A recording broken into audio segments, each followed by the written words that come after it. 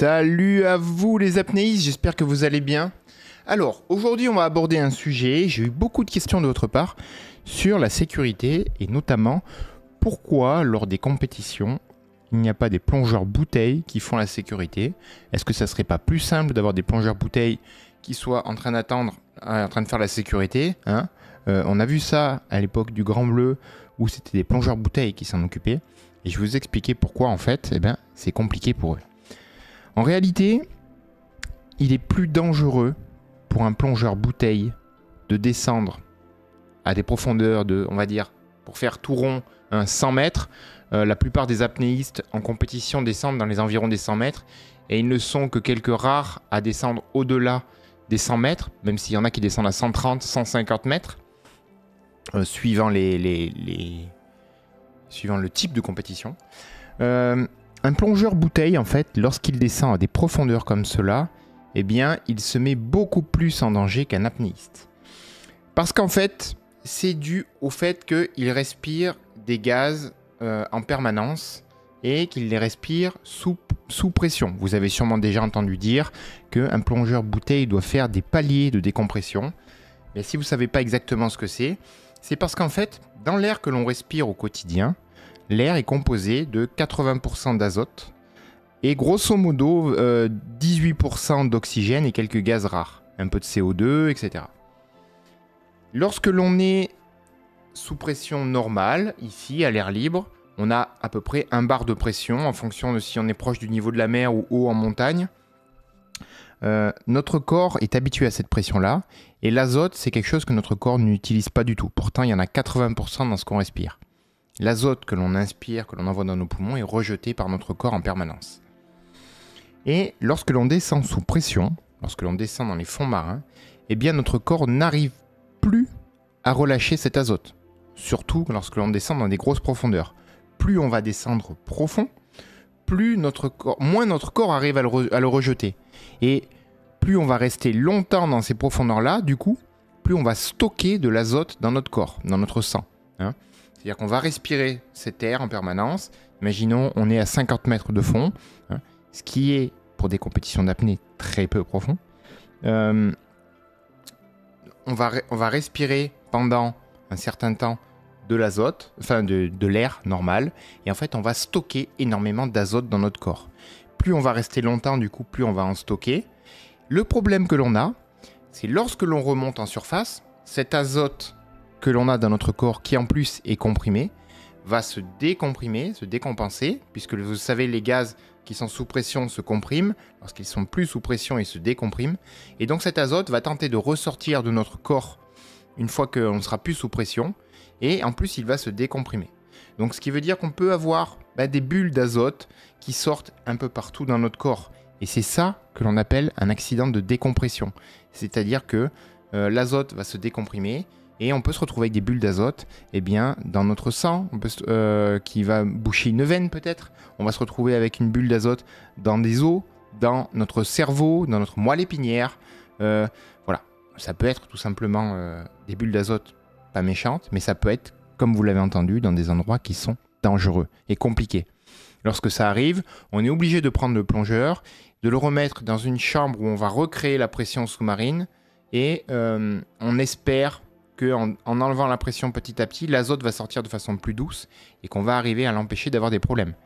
Mais il y a des accidents à cause de la décompression. Même quand les plongeurs font tout parfaitement, il arrive qu'il y ait des accidents quand même. En apnée, c'est plus difficile. Ça arrive lorsque l'on descend dans de très très très grosses profondeurs, de façon répétée, ou lorsque l'on le fait alors qu'on n'a pas la forme nécessaire. Ça peut arriver. Hein. On a déjà, je vous en parlerai, des apnéistes qui sont descendus à plus de 200 mètres en eau limite et qui ont fait des accidents de décompression parce que la pression est telle que finalement l'azote se dissout. Lorsque l'on descend de 90-100 mètres en apnée, on fait une narcose. Pourquoi ? Parce que l'azote se dissout dans le sang et se promène un petit peu partout, notamment dans le cerveau et affecte le système nerveux.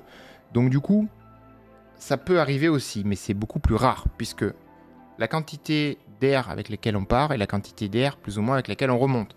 Avec quelques gaz qui auront changé, l'oxygène qui se sera transformé en gaz carbonique ou des choses dans le genre. Donc il est beaucoup moins dangereux vis-à-vis de tout cela pour un apnéiste de descendre. Même si l'apnéiste, s'il ne remonte pas, c'est fini. Sauf qu'en compétition, même quand l'apnéiste ne remonte pas, grâce à la sécurité qui est mise en place, 99,99% du temps, l'apnéiste s'en sort très très bien. Un plongeur bouteille, donc, eh bien, vous voyez, plus il va descendre en profondeur, plus ça va être compliqué. S'il devait descendre à 120, 130 mètres, 100 mètres, eh bien, il va même être obligé de plonger avec des gaz différents, puisque l'oxygène, pour des raisons techniques dont on ne va pas parler ici, devient toxique au-delà de 60 mètres. Donc il va falloir que l'on fasse des mélanges de gaz différents dans la bouteille au-delà de 60 mètres pour éviter en plus ce genre de soucis-là. Et la courbe est exponentielle, c'est-à-dire que plus le plongeur va passer de temps à grande profondeur, parce que si par exemple on descend à 50 mètres mais qu'on ne fait que descendre et on remonte de suite, on y aura passé très peu de temps. Donc on aura passé peu de temps à une profondeur où l'on stocke de l'azote. Donc ça va aller. Mais plus on va passer de temps en plus à une grande profondeur, si l'apnéiste met plus de temps que prévu pour descendre, des choses comme ça, plus le plongeur bouteille va se mettre en difficulté. Le souci qu'il y a avec la profondeur, c'est que comme les gaz sont beaucoup plus comprimés lorsque l'on est en profondeur, un apnéiste bouteille va consommer ses bouteilles beaucoup plus rapidement. Et donc ça va lui permettre de passer beaucoup moins de temps en profondeur. Puisque le gaz est comprimé, si vous voulez pouvoir remplir vos poumons, chose que fait un plongeur bouteille, lorsqu'il est en train de respirer dans sa bouteille, il remplit à chaque fois ses poumons et il les revide, eh bien, vu que ce gaz est comprimé, il va lui falloir beaucoup plus de litres d'air pour pouvoir remplir ses poumons. Et donc sa bouteille va être consommée beaucoup plus rapidement. Ce qui veut dire que s'il passe 5 minutes à 100 mètres, je ne connais pas les durées exactes, hein, y a des schémas là-dessus, ça se calcule, on n'est pas là pour ça. Mais s'il passe 5 minutes à 100 mètres, eh bien, il va avoir beaucoup de paliers à faire. Et pour pouvoir faire ces paliers, c'est-à-dire remonter à une profondeur où la pression est moindre pour laisser le temps à l'azote de sortir doucement, eh bien, il va lui falloir de quoi respirer dans sa bouteille. Donc s'il consomme beaucoup plus en étant en profondeur, il faut qu'il soit capable d'avoir suffisamment d'air dans ses bouteilles pour pouvoir avoir le temps de faire ses paliers et ne pas se mettre en danger. Donc la profondeur en bouteille, c'est pas simple. C'est pas simple du tout. En plus, le fait que le plongeur bouteille soit obligé de faire des paliers pour ne pas se mettre en danger, comment pourrait-il remonter un apnéiste qui est en train de faire une syncope ou qui a un problème, qui n'arrive plus à palmer ou quoi que ce soit, alors que lui-même ne peut pas remonter sans se mettre en danger? Du coup, comprenez que ça complique les choses. Voilà pourquoi, au fur et à mesure des années, ils ont décidé de retirer en fait les plongeurs bouteilles de la sécurité.